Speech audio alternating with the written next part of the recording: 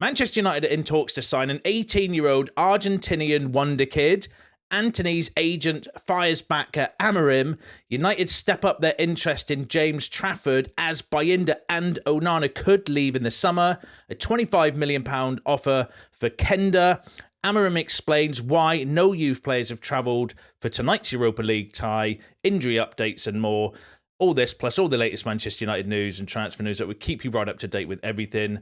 Welcome to Man United Review. My name's Jamie. Before we get into it, smash a like on the video. And let's jump straight into it. So let's kick off with let's go through the team news first. So this is the official matchday squad that's travelled for tonight's game ahead of the Europa League. Very, very threadbare is what I would say on there. Onana, me, Harrison as the keepers. Amas, Dalot, De Ligt, Dorgu, Heaven, Lindelof, Mazraoui, Yoro, Casemiro, Collier, Eriksen, Bruno, Garnacho, Højlund, and Xerxes. So he's only taken those players, which means we're going to be very short on substitutions. We're going to have two goalkeepers on the bench, and then really only your first 11 and your 5 substitutes. We'll go through the comments and Amorim's reasons why he's kind of decided to do that in a second, but that's the kind of team. So you can pretty much see the team's going to effectively pick itself, isn't it? For the night as well, which is a bit of a concern, but we are where we are. We are where we are. And so yesterday, reports were that Jayden Camerson, Jack Fletcher, Harry Amas, Jack Morehouse, and James Scallon are all in line to travel to Spain with the Manchester United squad today. That came from Rich Fay. All of those trained with the first team, but obviously going back to the squad, only Harry Amas has actually made the official kind of squad. The rest of them have not kind of travelled. The reason for that, Amorim said in his press conference, of why he didn't call up more youngsters. He said, when I assemble the team, I look at the players I have who train with us, and then I imagine the changes. That's why sometimes I call up 1 or 2. I try to manage everything, and I think about all the aspects. I don't think about the image it will give them.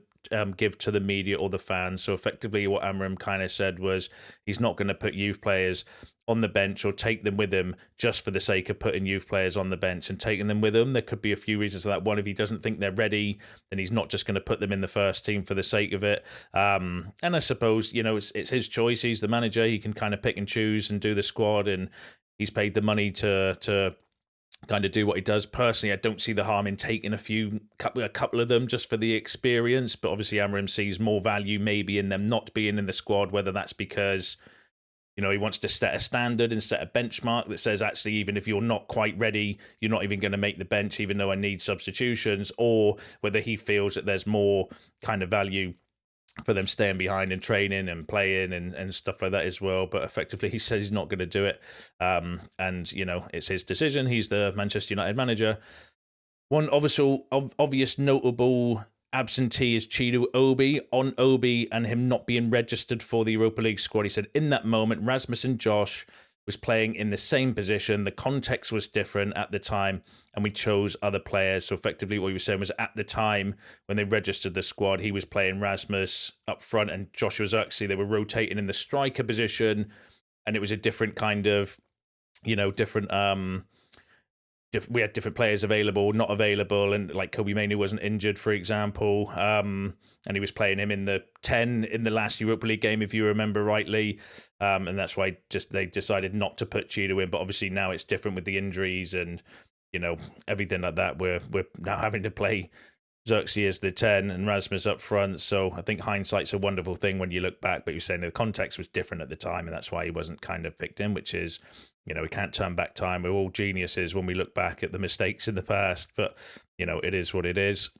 Now, some injuries returning. Obviously, Toby Collier is back in Manchester United training, back in the squad as well. That's a positive. And the absentees, Harry Maguire and Ugarte, both picked up minor injuries against Fulham. Not training, but unlikely to be involved tomorrow. Amorim in his press conference did say that it's just minor injuries. He's not risking them, basically, for the game tomorrow because he thinks he doesn't want to, them to be out for a while. There's reports they might be available for the Arsenal game, though, at the weekend.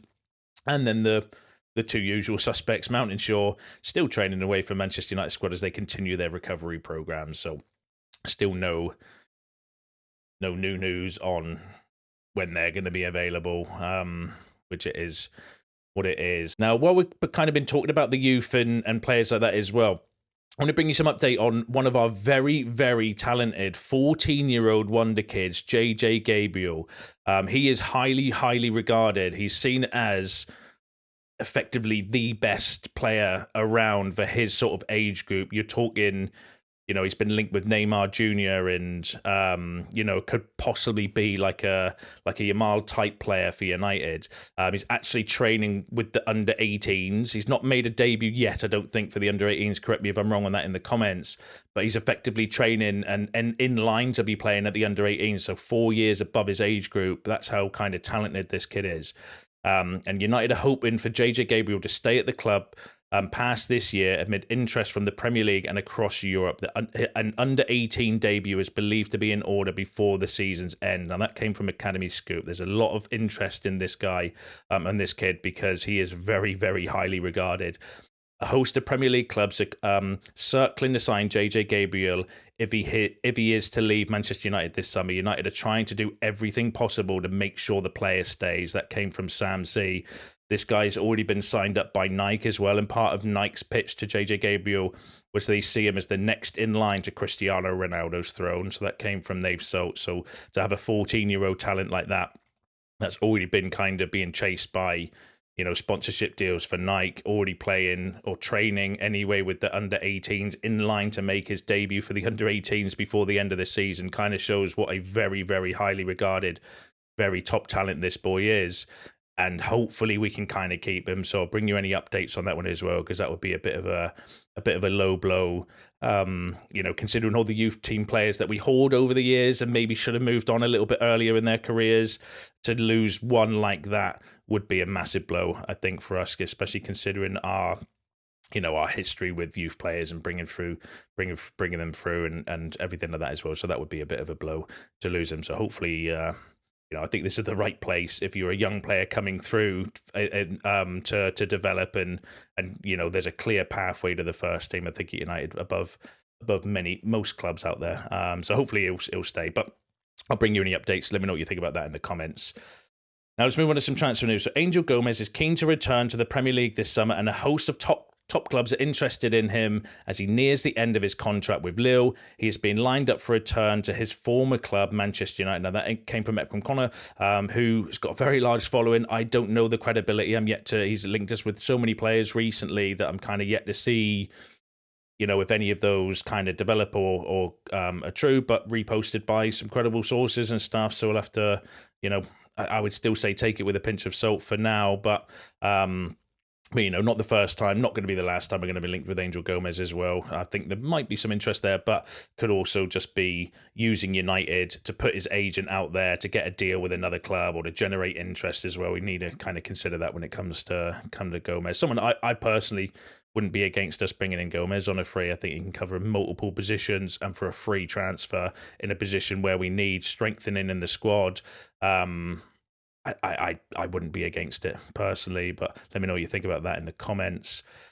Manchester United intend to make an offer of around £25 million for Geovany Quenda. Now, that came from Sky Sports. Sky Sports France, I think that is a decent kind of source, that actually, as well, saying that we intend to make an offer of £25 million for Geovany Quenda. I mean, if we get Quenda for £25 million, that would be an outstanding bit of business. Again, another young player. He's 17, coming up 18, I think he is, or be 18 by the summer.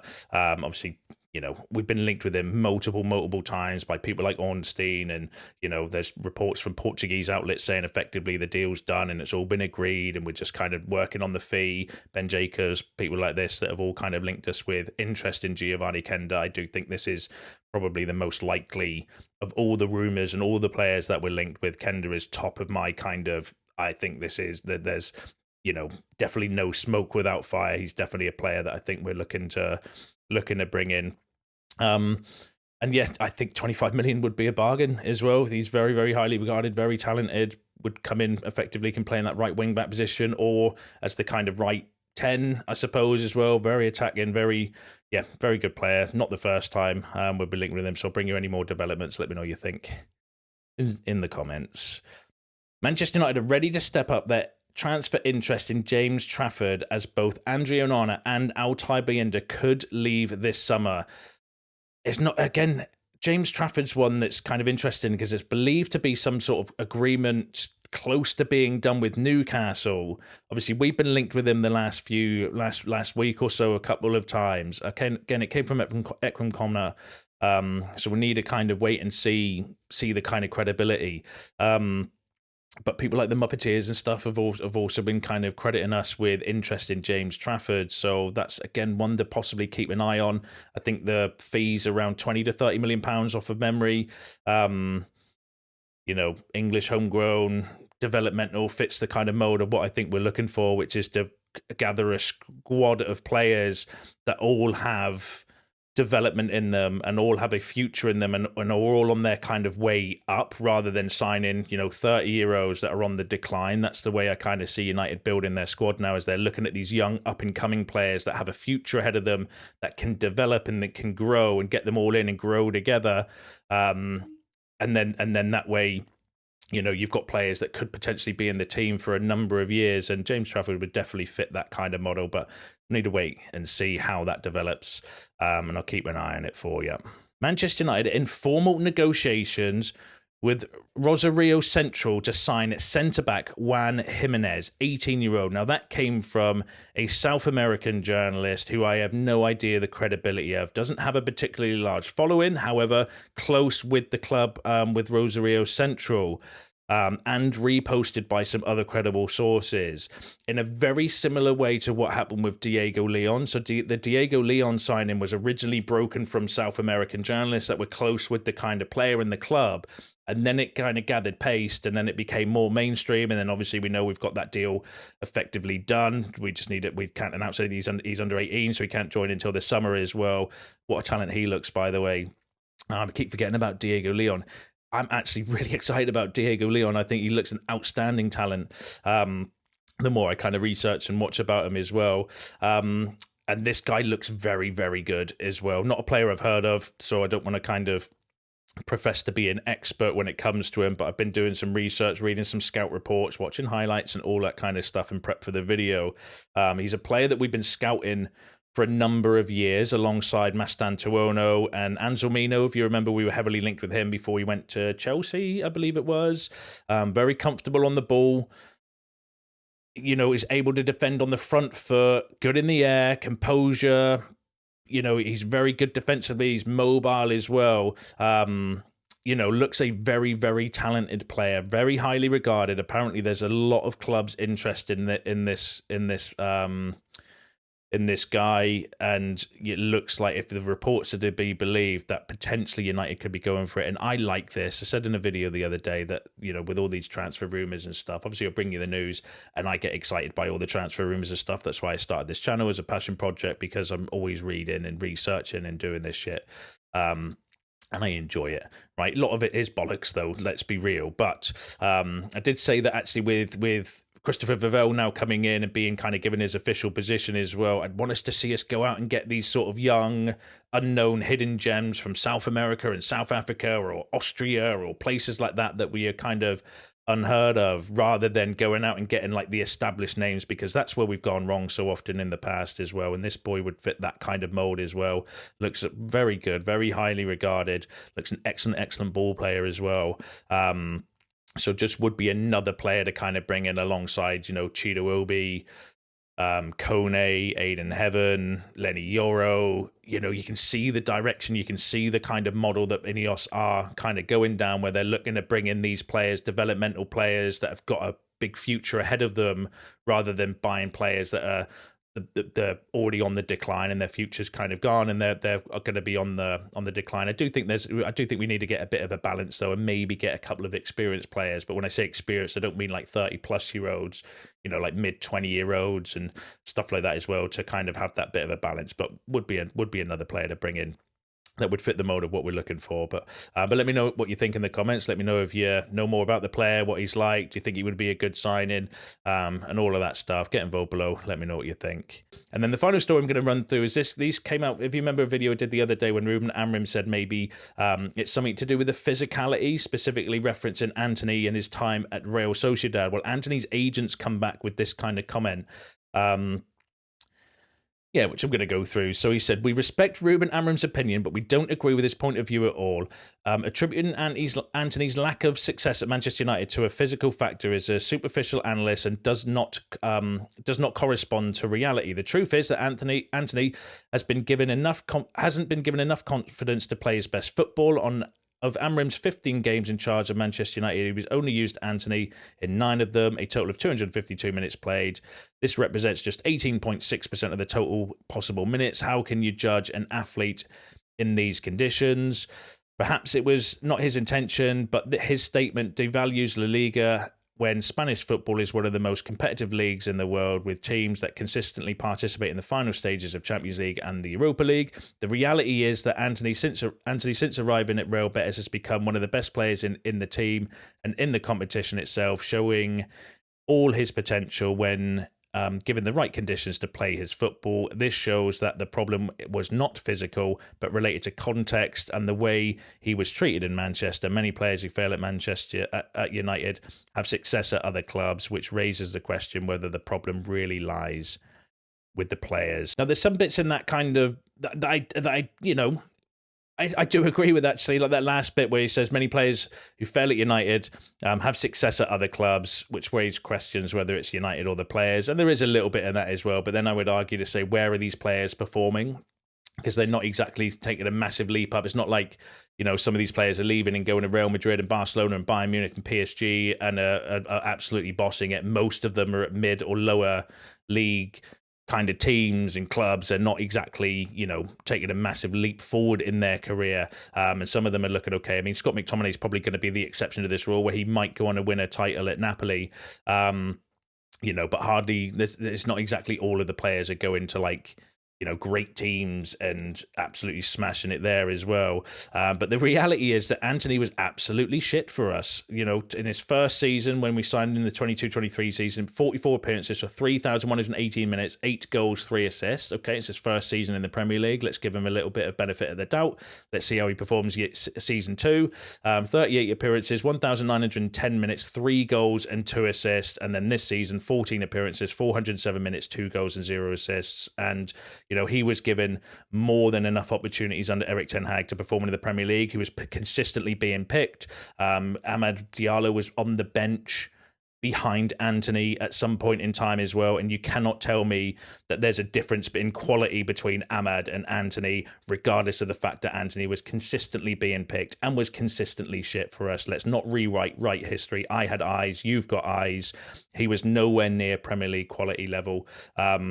Nowhere near it. No pace, one-footed, one-dimensional, easy to defend against. He was good in kind of, counter-attacking situations when you're playing a low block and you've got space to kind of run into. But 1v1, he's terrible. Ballooning the ball over the bar all the time as well. Yeah, let's not rewrite history and pretend that Antony didn't get any opportunities at United and that's why he's gone away and looked really good. It is something to do with the level of the team and the level of competition and the physicality and stuff as well. I don't agree with the Antony's agent, but of course his agent's going to come out and fight his corner and do what he does, do what he gets paid to. That's just, that's part of what he's doing. He wouldn't be doing his job if he wasn't coming out saying that as well. But let me know what you think about that in the comments. Let me know what you think about all the other topics discussed in today's video, because that's you all up to date with the latest Manchester United news and transfer news. Smash a like on the video on your way out, subscribe to the channel if you're new. See you in the next one.